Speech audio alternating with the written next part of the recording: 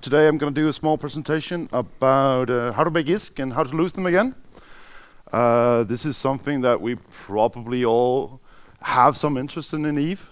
I don't think anyone, whether you're a PvPer or a trader, that don't actually care about this. So this should be something that could be of interest for everyone. And yet it seems like there's actually very few people who actually go into trading compared to a lot of the other areas. So let's get started. So a little bit about me. I've been playing EVE since 2008. Have more or less been trading for all those years. And at one point ran a small alliance with 400 members in the wormhole. Still do the wormhole PvP once in a while. And in real life, I started as a teacher. Then felt I wanted to do something else, so I did system development. And then on top of that, I thought, like, let's just do something yet new again. So I started to become an IT project manager, because that's what you do, of course, and work in the financial sector. So I have some basic understanding of economy. I'm not an expert. Again, like I said last year, if I say something is wrong, it's just because I actually don't know any better. So be mindful of that. As I said, I'm a teacher. So if you have any questions, please put your hands up and I'll try to get to them.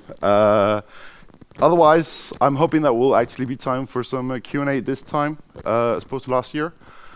And if not, you are always welcome to send me a mail. I actually do try to reply to all these mails I get.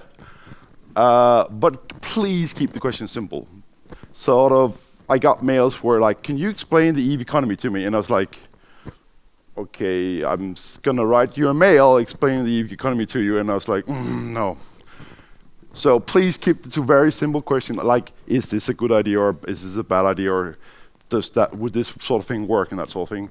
Not something complex like, what is EVE economy? Please.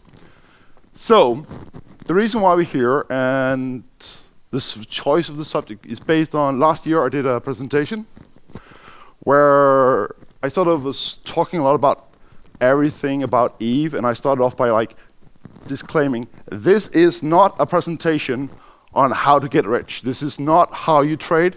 This is about how Jita works, how market works on the grand scheme, and all those other things related to EVE, but it was not a guide. Yet, my number one complaint was, this was not a guide to get rich. So I thought, well, if I have to do another presentation, and I was kindly asked if I wanted to do one, I thought it would be very, very good subject to pick. Or at least I thought so. The more I delved into this subject and realized that there's no way, again, even if I have 40 minutes here, that I can even more or less scratch the surface of the subject. So this year's disclaimer is, I'm gonna try to give you some tips. There's gonna be something that new traders will find very interesting and is way beyond some of the other concepts that's way beyond them, and some of the things that all traders will go like, of course I knew that, who fucking doesn't know that? But I've tried to cherry pick a little bit, so there should be something for everyone, hopefully. That will be this year's disclaimer. And I should probably also disclaim, this worked for me. It doesn't mean it's gonna work for you. So with that out of the way, let's get to the little bit more interesting stuff. Market basics. So how do we actually make these ISK? This slide was here last year. It was all I showed last year of how to get rich. And technically, that's all you need to do. How to do that is the complicated bit. How to get better at this is the complicated bit. So if we go a little bit deeper than that, we can start by looking at trading from a very broad perspective and go like, so trading can be broad, looked at from two different perspectives and go like, you can have regional trading or you can do station trading. You can do some sort of combination between the two. This is where the different styles, just like in PvP, are you doing small roams? Are you doing capital fights? Are you doing regional trading? Are you doing station trading? Are you combining? And so on. Here I've listed some of the perks and disadvantages with the different things. For me, the sort of huge disadvantage with this one over here is mainly the effort. You will actually have to spend time and energy on moving this stuff. You might outsource this to other people, but it's still going to be something you really have to take into consideration. And there's always the risk of losing this stuff. But I will still say this is how I got started. And I would also say that for most new players, this is actually a better way to do it, to get started, build your portfolio, get the money, and slowly progress into this. Because this takes ISK, quite a bit of ISK. The more ISK you have, the less work you need to do. And from my point of view, the more fun it also gets. Because you can sort of delve into some of the more finer things on the station trading. You can sort of start doing the manipulations of the market. But of course, again, that takes a lot more ISK than you have in the beginning. But one of the things you have to learn and understand is how the markets works.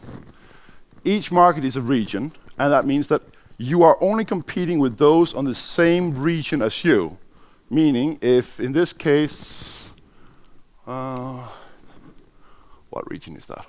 Essence. That means that any one system in Essence can see this market. Those are your competitors. Those are those you're fighting against. You're not fighting against people who sit in Jita here. Not directly, at least. So whether you're doing regional trading or station trading, you might want to get a list. This has probably been my most pressured secret for all the years that I played EVE as a trader. This little list of systems shows you that with mere, basically, 6 jumps, I could control and view 6 regions with 1 character. That is all it takes. If you find some of these regions, and it's very common that regions will have that you can transcend from one region to another by doing a single jump. So you can see these 2 different regions and you can compare them. You can see, okay, this item is way more expensive in this region, so you can move them. Or if you're doing station trading, you can monitor the market for example, if you're playing Dominixes, you can see Dominixes are selling for this, you can control your orders, you make 1 jump and you can control all the orders in the different region. 1 jump and you can control both regions. With 6 jumps, you can basically cover 5 regions. Or later I added this one, it took a few more jumps, but then I was covering all these regions. And the reason why I'm even willing to share this is I don't do this anymore. So if you feel like this is a good list, go ahead. I especially think that all my old competitors would enjoy that. So if you look at some of the other basic stuff, skills. These are the 2 skills you need to get done as quickly as possible. This is the core skills that you just need, and all traders need to have this, and it shouldn't come as a surprise for 99% of you. If you want to do regional trading, these are the skills that I recommend. If you want to do station trading, this is the ones I recommend. 5s are of course better, but we all have to start somewhere. A very much, at least for new traders, thing that is overseen and gets forgotten is the broker fees. This is the old module of how this works and how much you get, and I would usually present this and this being very useful, but someone at CCP decided that right after my presentation we're probably gonna change all that. So I'm not gonna go too much into standings and how it affects the broker fees and all that, but I would definitely say wait 2 weeks and really read up on it and find out what you're gonna do, because with the introduction of citadels, it's gonna be a whole new landscape that we all need to figure out. So once you sort of figured out the basics of trading, where you're gonna do it, you need to find out how to do it. Because if you're gonna be sure that you are selling for more than what you bought it for, you need to know your numbers, and you need to do the fucking math, and it's boring, I know. I used to be a math teacher, so thank fuck God. This is an example, and I won't delve into it because it's boring as. But if you don't know this, learn it by heart. Because whether you're doing trading on a small scale and you're spending your million ISK to buy your stuff, or you're spending $1 trillion ISK, it's the same math, it's the same lessons you need to learn. As a rule of thumb, I would say you need to have at least 2% profit margin to have, from my personal experience, a safety gap. 2% is enough to that if the market starts moving while you're trading, if someone else joins you and starts competing with you, 2% is a good place to start. More is always better, of course. But I would though say, if the gap is starting to get too big, this might be an indication that this market might not be nearly as good as it appears, at least in the front. So why is that? So if we look at these two graphs, start with this one. This is an old graph, it doesn't really matter. I wouldn't buy into this market. And the reason why I wouldn't buy into this market is you can, from the data, clearly see that this is a market that is on a decline. That means that probably most likely there's a larger supply of this than there is a demand. It's driving the price down. So even if you have 2% profit today, you probably won't have that tomorrow because the market will already have shifted down. And you will actually be making yourself a huge disservice. So even if there's a big gap, but even if you're lucky enough, and let's say there's a 200% gap between buy and sell, even if it is on a decline, it might be worth getting into. And that's why I say that having a huge gap is an indicator that there might be something wrong. It doesn't necessarily mean it is, but it could be something wrong. If we look on this market would probably have a huge gap between buy orders and sell orders, and you would think, yes, it's fantastic. It looks almost stable and everything, so this should be good. There's almost none of them moving. That means that you might buy one and put it up for sale, and you might not actually see it being sold until next week or the week after, or if you're very unlucky, you might never ever sell. So even if there is a huge gap, and even if the market is stable, you might have a problem. And the thing to really be mindful of is actually sort of here. You might be able to sell one. Seems like a likely number. So if you have a wallet that is 10 million, so you go out, buy one, you sell one, this might actually be a good market to go into. If you have more than 10 million, I wouldn't do this. 10 million here, it's a drop in the ocean. No one will notice it. So you're pretty sure you would be able to buy and sell and make a profit and run off and repeat. Those are the basics, at least those I've chosen to show of it. If we go a little bit deeper in those mechanics that become a little bit more interesting as you delve deeper into this area, is the psychology of the market. Because if we look at type of buyers and sellers, you should all be familiar with these. Hopefully you all have this. And I see a lot of misconception between a lot of traders going like, why is he selling below market? Why is he selling below production cost? Because in their mindset, every single one on the markets are traders, hence they think like a trader. We are the minority. We actually might take up the majority of the trade that is done, but the majority of those who actually interact with the markets are something else. For example, PVPers, PVEers, normal alliance players and builders, and those have other priorities. They view the market in a different way, and it affects how they interact with the market. So all of a sudden, this guy who's selling below construction price makes sense, because he might be someone who just needs to sell that last Dominex he has before he moves on to somewhere else. He doesn't really care if it's below what he bought it for. He doesn't care if it's below what it can be built for. He just wants to get rid of it. As a trader, you don't want to be competing with those because they will kill your profits.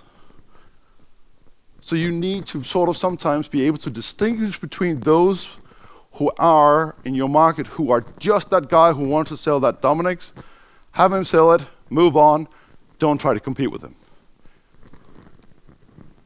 The patterns of these people are very much distinguished between what are their objectives. As a trader, you are in it for the profits. If you are a PVP or a PVEer, it's generally about speed. How quickly can I have done this? They care not so much for the price. They care a lot about location. Can I get it right here, right now? Or do I actually have to move? And this is one of those things you can actually also see. As a completely new player in the game, you are willing to do 5 jumps to save 5,000 on a skill book. I probably wouldn't undock for 5 million, but therein lies that gradually progression. If you're selling an item like a skill book for new players, 5K might actually make them undock and go to a different station to pick it up. If you're selling a dreadnought, I don't think they will move to a different station to save 1 million. Some of them will probably do it, but most of them wouldn't. So it becomes, know your target audience. Who are you selling to? Who you're competing with? Understand those behaviors, and you will have a lot easier time selling your products. Because at the end of the day, most of your buyers are players who don't care about the profits. They're interested about the convenience, either location or cost or quantities. One of the reasons why Cheetah is such a popular trade hub is because you can go there and there's almost a guarantee that no matter how many you need of certain items, they will be there. It might not be the perfect price, but they're there. You can get whatever you need, that GIST 100 afterburner, or that officer module, or 10,000 units of post fuel, or whatever it is, it will be there. And this is why it makes Cheetah the center of everything. You can basically go that the further you get away from Cheetah, you need to give them something else instead, which is usually convenience. And for that, you in return as a trader get a higher profit, because you have to do or outsource the hauling from Cheetah, at least for now. Numbers. When you're picking a price for your items, the most common thought is basically, I just need to be just above or just below the other orders, because I will be the first to bought and I will be the first to be sold. This is a fine strategy, and it actually works also quite well. If you have nothing else to do and you keep sitting at your computer, like some students, some employees, or other people have done at least some period of their life, and this works fine. Because as long as you're there right next to your computer, every time someone else moves their order, you can outbid them because you're right there, right next to them, and keep moving the order. Then it's just a question of being there. Most of us, I think you'll still find that in most cases, you will still be better off not watching your orders. Go out, fly a mission, get some bounties, or mine, and you would make more money than you would have by moving your orders 0.1% in most cases. So what's the alternatives? These are my opinions, and this is very much where, like normals I call it, this gets very muddy and very many people would disagree. This is what I found working for me. So if you are in a market with, I have to write it here myself. So if you are in a market with huge quantities, say you want to buy titanium, say you want to buy post fuel, if you make a small order compared to the rest of the market with just a slightly larger gap, a lot of the other traders will go like, well, he's just someone who needs a little bit, he will disappear, and you will actually get your orders filled. So instead of repeating the 0-1 point ISK pattern, where someone will outbeat you every 2 minutes, at least in Cheetah, you might actually experience that you get your orders filled, small chunks at a time, and be better off repeating that small order than raising it by 0.1% ISK, because the other guy will definitely do that. And this is where you need to understand the other competitors you're up against. What are their styles? What are their preferences? What trade hub are you in?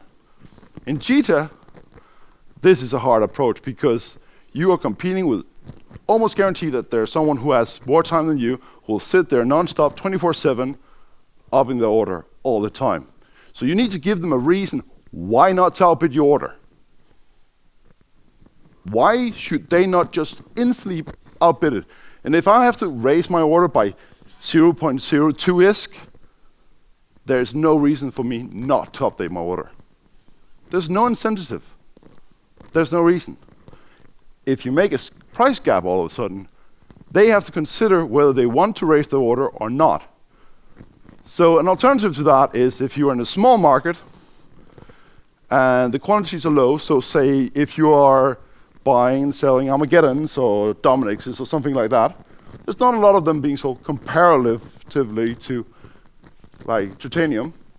You want to do, again, if you wanted to have them think about what they're doing, if you make a huge gap, they're more inclined to go, should I follow?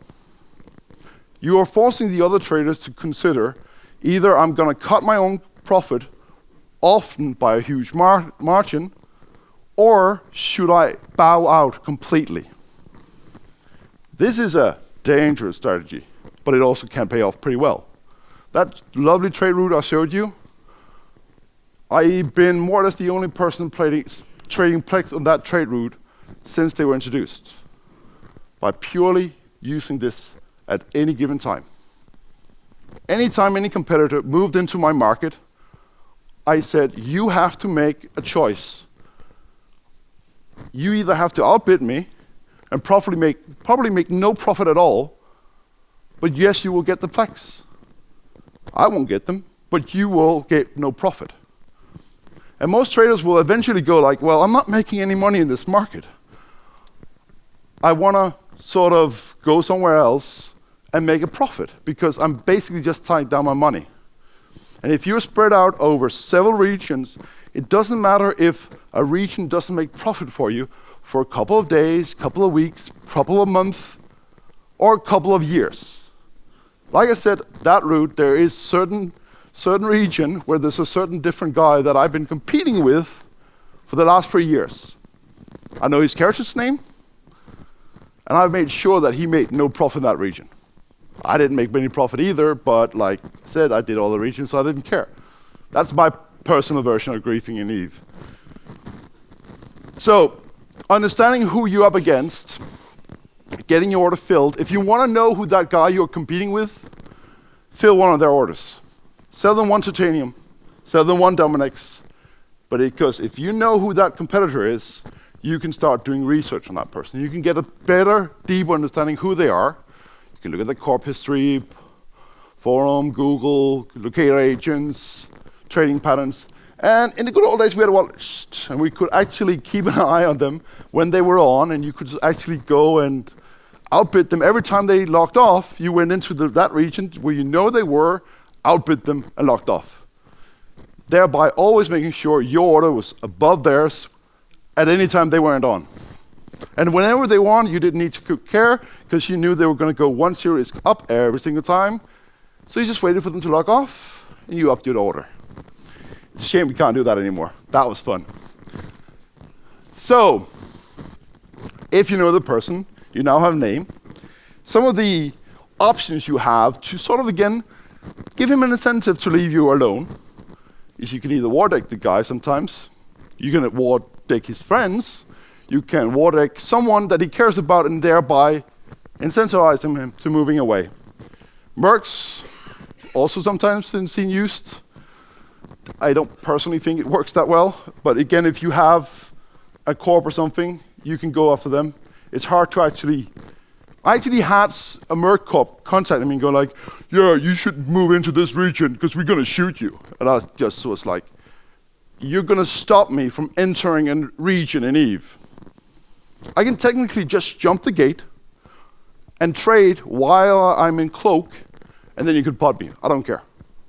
I still done my trading. And so while I lost an EBIS and a pot.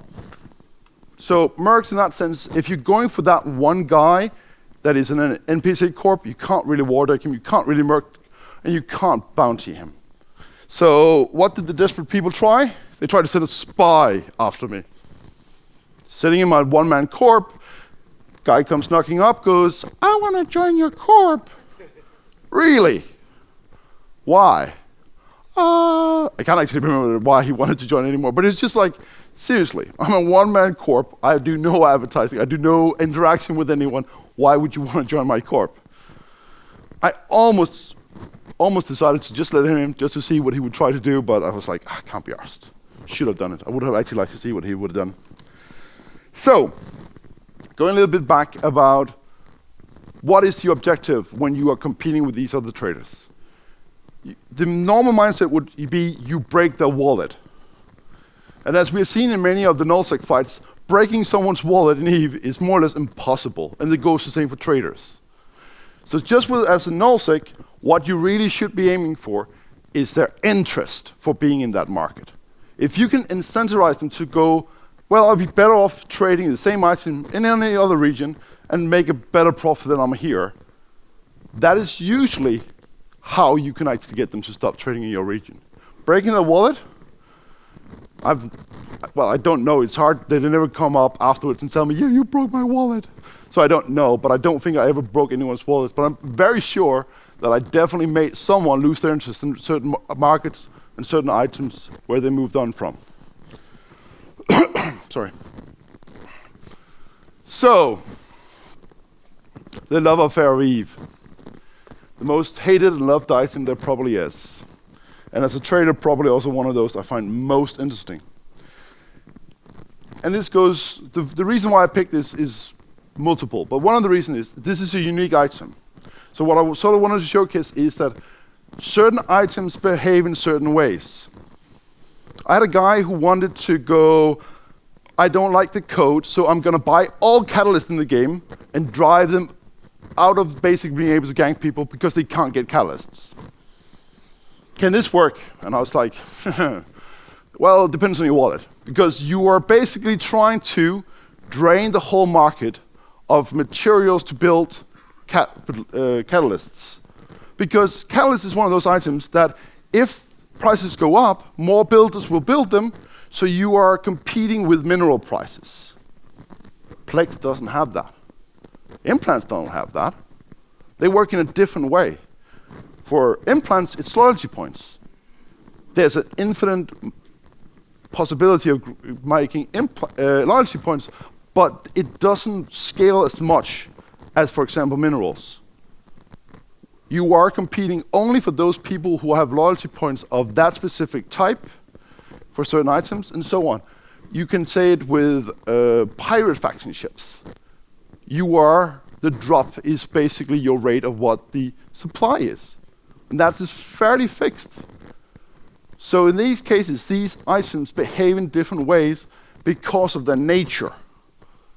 Not just because PLEX is an item just like everything else, but because its supply and demand cannot be converted in from minerals or loyalty points. PLEX, from my point of view, has always been a much more interesting item to trade in because the rules that governs PLEX are different.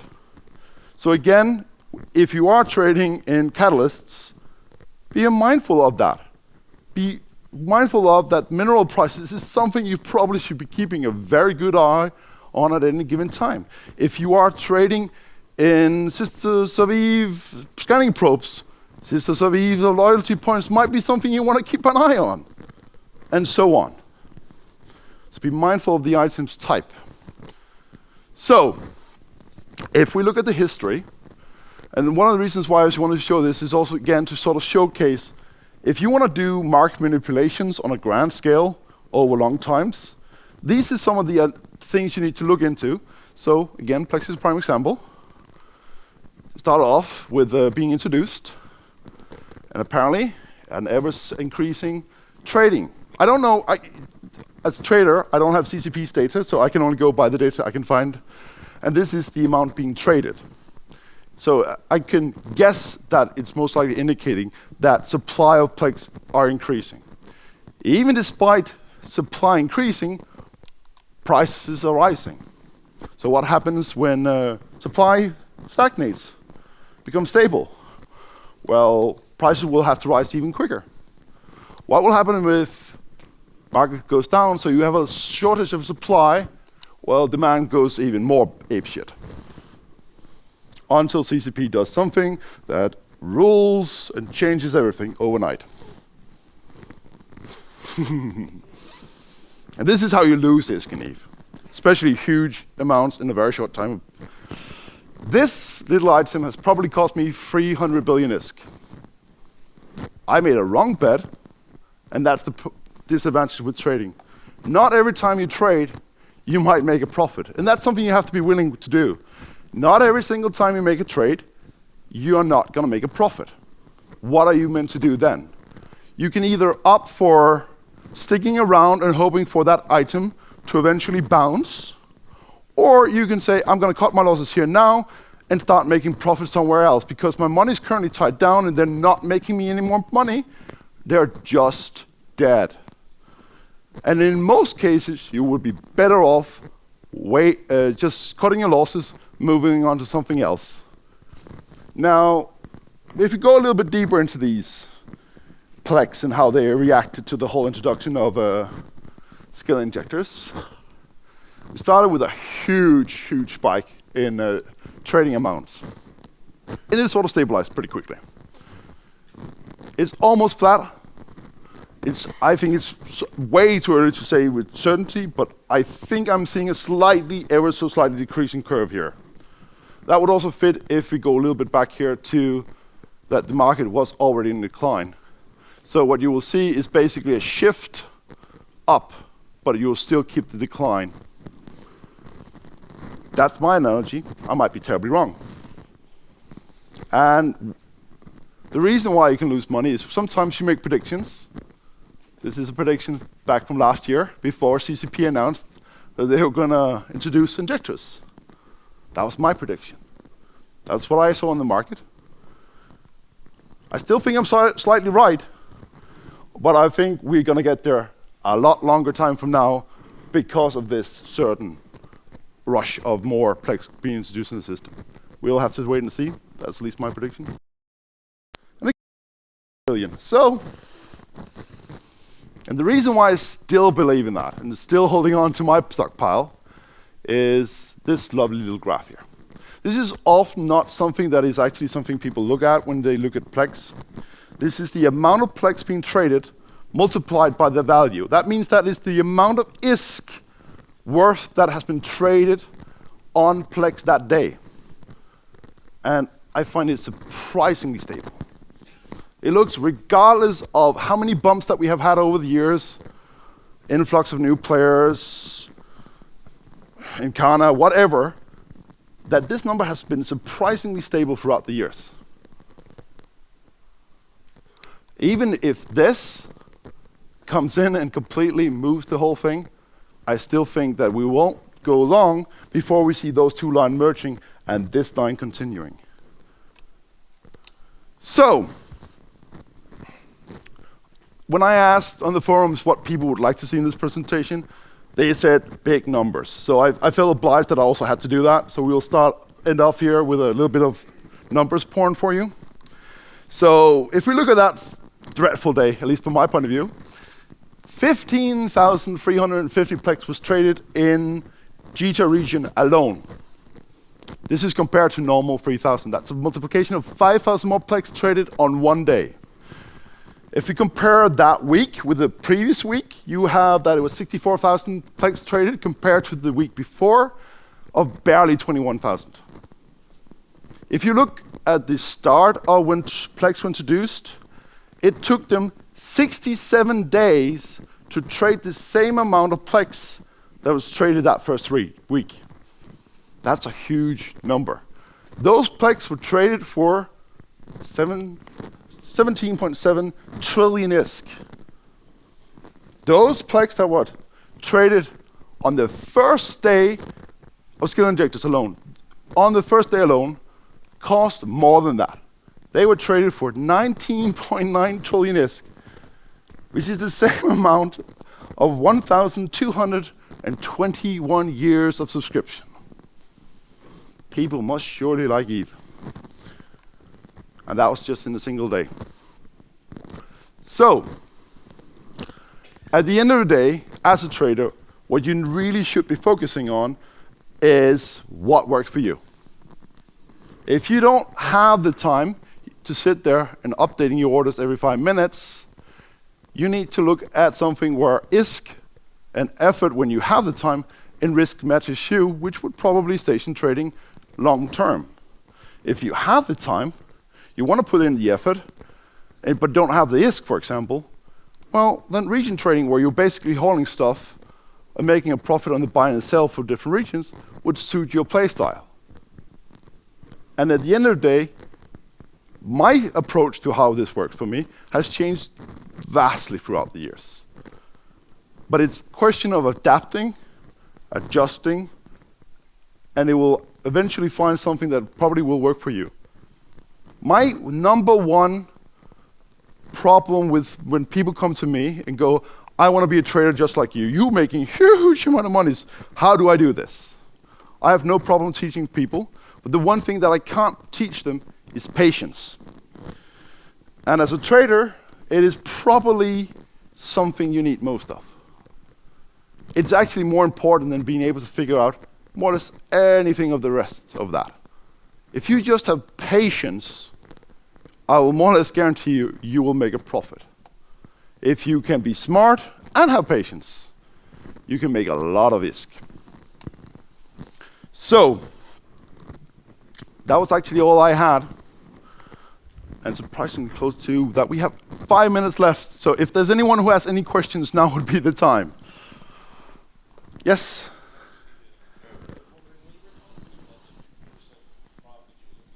Yeah. That is after all taxes and fees has been paid. Because for me, the tax and the fees is it's unavoidable. It's something you have to do before actually realizing the money you're going to get in your hand. So for me, it's conceptually, I just see it as a cost on that. That is the buy price is that much higher and the sell price is that much lower because I can't avoid those taxes.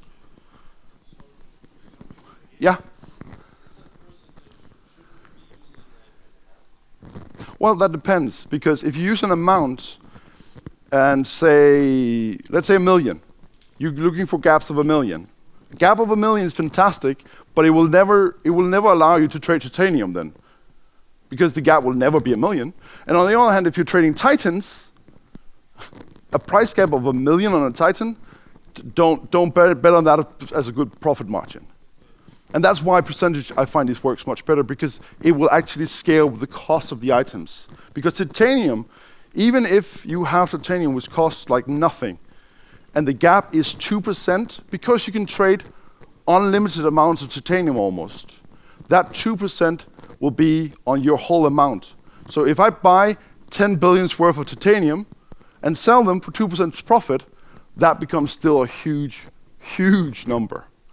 And that's why I use percentages instead of fixed numbers. Did that answer the question?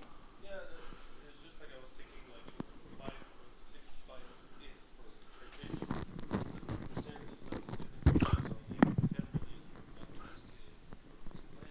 No, but the problem is also for, let's take the Titan as a very extreme example. If there's a gap of 1 million, it doesn't take much of a change in the market before the market will move up that 1 million or one down. Usually the price jumps with a Titan would be in the class of billions. So 1 million would never come into the picture. Whereas if you go down to titanium at the other end of the scale, you can't even buy the item. You will have multiple items for 1 million. So, yeah. Any other questions? I see your hand up there in the back. Yes, you? So the core mechanics of the market will be static with the exception of the contract trading. Yes. Would you change the market to make yourself more well in terms of making it better for the game? Okay, I'm gonna say something that I probably shouldn't say because this would probably kill all my profits in future. One thing that I would do if I was CCP to improve the game is, I don't understand why PLEX are traded regional. Why are they not played in a sort of more sense on a uniform market? Because as a person, at the end of the day, when it comes to PLEX, PLEX is something that is much more like the Nick store. It is much more connected to your account than it's something you care about which of your characters have it and where they have it. For me, that makes no sense. It would kill all my profits. I would be a poor man tomorrow, but I would change. I would also look at what they're doing with the Citadels, which they're trying to change the mechanics of broker fees, that where now you have that NPC stations like GTA itself or similar places have a fixed rate. And you are going into now that we can compete with that from our own Citadels. My biggest concern is like the mental block of having people to accept that there is a risk to their asset, I think is a huge roadblock. And I think in a sense, like we have rigs that can alter the function of a station to various degrees. I would very much like to see that there was a rig that would actually allow you, it should be a very expensive rig, but it should allow you that if the station is destroyed, it would instantly move over to the next station. It would have to come at a cost. It should also probably cost fuel and all that sort of thing. But if you really want to outcompete, and that's at least the sense from the devs that I talk to, is that they really want to see basically GTA in players' hands. I think the biggest hurdle for that change, which I think would be great because all of a sudden you get the dynamics of competing race and all that sort of thing, is the mentality block from players that all my asset, and CCP Quant put in a very lovely presentation for us of how much exactly asset there is in GTA. People won't risk that.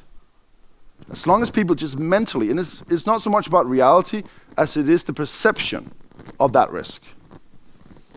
But that's some of the things that I would probably change if it was me, without going into too much details of specific things. Like I think market scamming with margin trading is horrible. Makes no sense that the data that you're presented with actually is lying to you, and small other things like that. But yeah. Any other questions?